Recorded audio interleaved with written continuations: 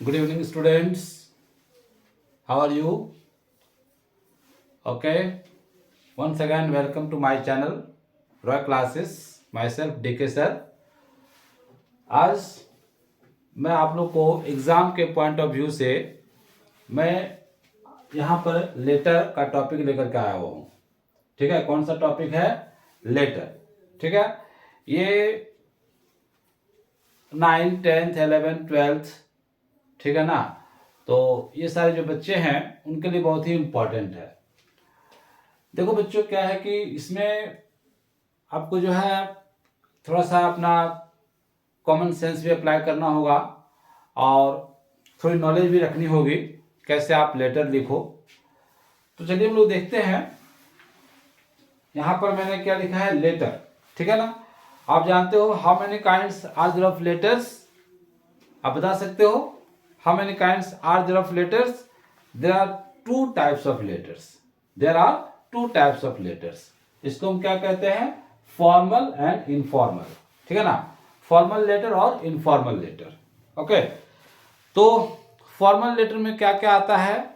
उसमें हम letters to the editor लिखते हैं, ऑफिशियल लेटर लिखते हैं, बिजनेस लेटर लिखते हैं, लेटर्स ऑफ एप्लीकेशन लिखते हैं और जॉब एप्लीकेशन लिखते हैं। ठीक है ना, किसमें? फॉर्मल लेटर में। ओके, तो टोटल 5 लेटर हम फॉर्मल लेटर में लिखते हैं।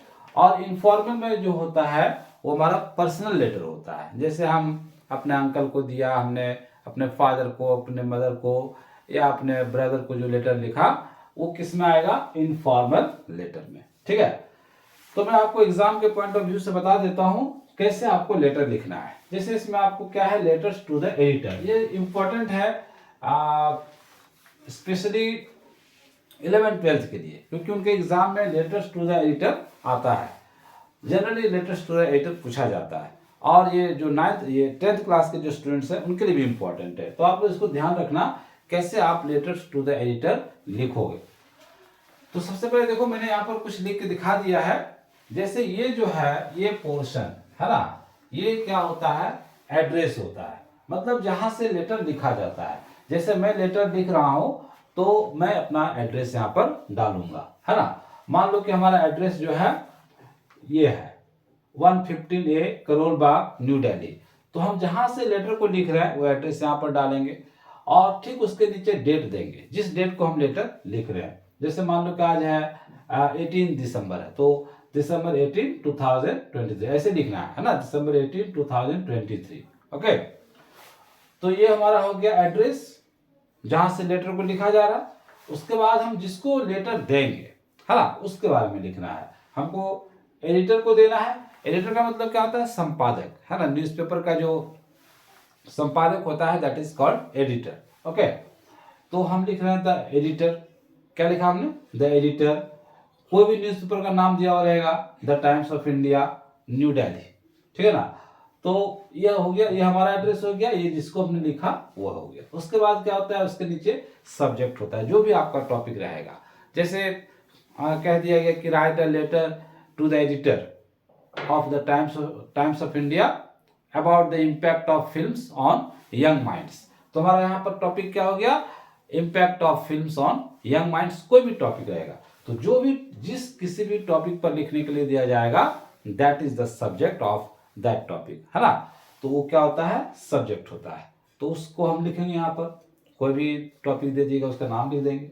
हम मान लो कि इम्पैक्ट ऑफ फिल्म दिया तो impact of films on young minds, या दे दिया about the hazards of Dolly system, तो वो हो जाएगा। कोई भी टॉपिक जो है जो दिया गया है वो हमारा सब्जेक्ट में आता है। फिर हम क्या करेंगे? सर लिखेंगे, जिसको हम दे रहे हैं सर। ओके, अब जो है लेटर्स टू द एडिटर को स्टार्ट करने का, हम उसको जो है लेटर्स टू द एडिटर को हम उसको कुछ इस ढंग से स्टार्ट करेंगे। कैसे? देखो, through the columns of your esteemed newspaper, आपके प्रतिष्ठित समाचार पत्र के स्तंभ के माध्यम से, I want to draw the attention of the concern authorities, मैं संबंधित अधिकारियों का ध्यान आकर्षित करना चाहता हूं टुवर्ड्स द, किसी ओर। तो यहां पर हमने क्या कर दिया? डॉट डॉट दे दिया, तो ये डॉट डॉट में क्या आ जाएगा? ये सब्जेक्ट। है ना, यहाँ पर जो लिखा हुआ रहेगा वो दे देंगे। जैसे हमने दे दिया, I want to draw the attention through the columns of your esteemed newspaper, I want to draw the attention of the concerned authorities towards the impact of films on young minds, है ना। तो जो हमारा subject है वो यहाँ डाल देंगे। तो आप जानते हो कि लेटर के प्रत्येक पार्ट में आपको मार्क्स मिलेगा, है ना।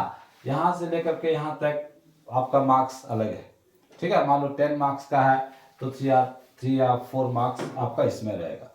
उसके बाद क्या होता है, बीच में मेन बॉडी लिखा जाता है। मेन बॉडी क्या होता है बच्चा, तो मेन बॉडी जो टॉपिक है, जो कंटेंट है, उसको लिखना है। तो थोड़ा आपको नॉलेज रखना पड़ेगा, जैसे इम्पैक्ट ऑफ फिल्म्स है ऑन यंग माइंड्स, तो इसके बारे में क्या हम लिख सकते हैं, थोड़ा सा आपको दिमाग अप्लाई करना पड़ेगा, थोड़ा सा कॉमन सेंस यूज करना पड़ेगा। तो उसके बारे में हम 5-7 लाइन या 10 सेंटेंसेस उसके बारे में लिख लेंगे। यहाँ तक मेन बॉडी लिख लो कम से कम। ये आपको एग्जाम में लगभग 150 वर्ड्स में लिखने के लिए कहा जाता है, 150 वर्ड्स में। तो आप उसके बारे में कम से कम 10 सेंटेंसेस उस टॉपिक के बारे में लिखिए, ठीक है ना।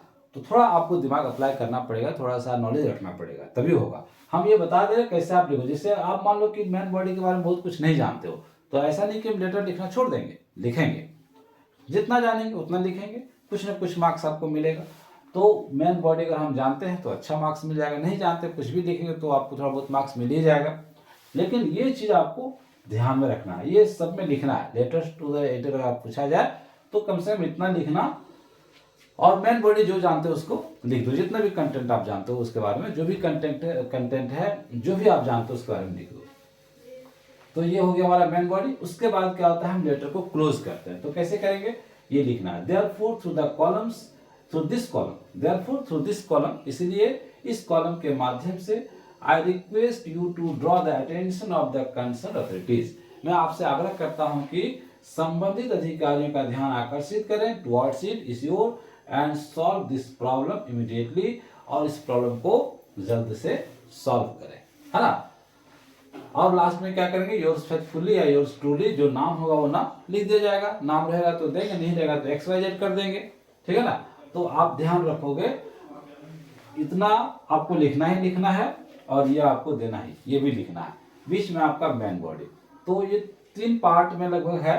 तो इसमें आपको क्या है कि सब पार्ट का अलग अलग मार्क्स आपको मिलेगा। मेन बॉडी का अलग मार्क्स मिलेगा।